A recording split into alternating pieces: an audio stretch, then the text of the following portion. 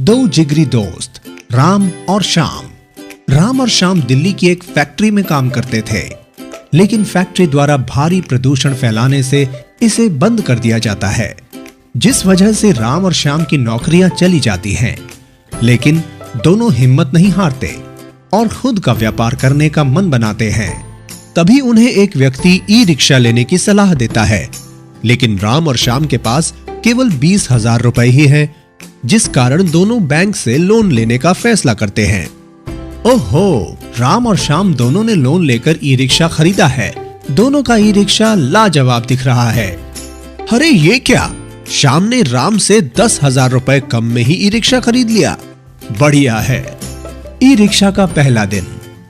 राम का victory e rickshaw और श्याम का साधारण ई रिक्शा दोनों ही लगातार सवारियों को बिठा रहा है। लगता है अब दोनों की मुश्किलें जल्द हल हो जाएंगी। अरे ये क्या, श्याम का ई रिक्शा बीच रास्ते में ही रुक गया। ओहो, ई रिक्शा की बैटरी खत्म हो गई है। लेकिन राम का विक्ट्री ई रिक्शा तो अभी भी चल रहा है। ये तो रुकने का नाम ही नहीं ले रहा। शाम को दोनों मिलकर अपनी दिन भर की कमाई की चर्चा करते हैं। श्याम ने आज सिर्फ 400 रुपए की कमाई की, वहीं राम ने 1100 रुपए की शानदार कमाई की। एक हफ्ते बाद। अरे ये क्या, ट्रैफिक पुलिस द्वारा श्याम का रिक्शा रोक लिया गया है। श्याम के ई रिक्शा में नंबर प्लेट नहीं होने की वजह से पुलिस ने श्याम का ई रिक्शा जब्त कर लिया। श्याम समझाता है कि कंपनी द्वारा उसे नंबर प्लेट नहीं मिली, लेकिन उसकी एक नहीं सुनी जाती। परेशान श्याम 2,000 रुपए देकर अपना ई रिक्शा छुड़वाता है।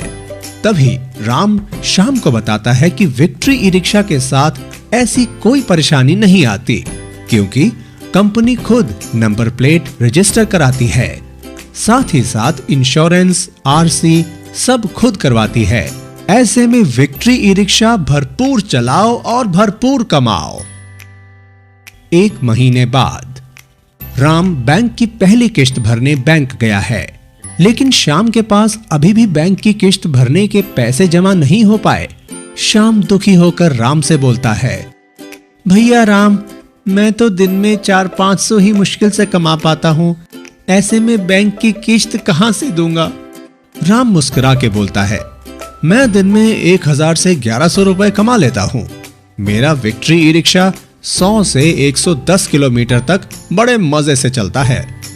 भाई वाह, राम का विक्ट्री ई रिक्शा तो वाकई लाजवाब निकला। 2 महीने बाद। ये क्या, श्याम का रिक्शा तो फिर रुक गया। ओहो, श्याम के रिक्शा की तो मोटर खराब हो गई है।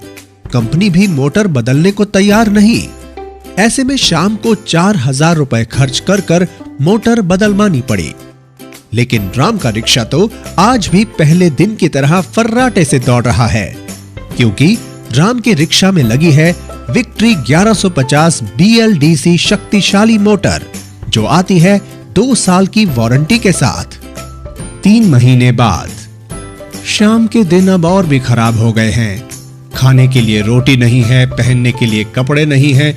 अब श्याम अपनी फूटी किस्मत पर रो रहा है। तभी वहां नए कपड़े पहने राम आता है। राम के चेहरे की मुस्कुराहट देखकर श्याम को भी और दुख होता है। तभी राम श्याम से कहता है, तुम्हारी किस्मत खराब नहीं, बल्कि तुमने कम दाम देकर गलत कंपनी का सस्ता और घटिया ई रिक्शा खरीदा। बिल्कुल सही कहा राम ने, कम दाम देकर घटिया ई रिक्शा से बचे। अरे भाई, मैंने भी इस विक्ट्री कंपनी की छानबीन की है।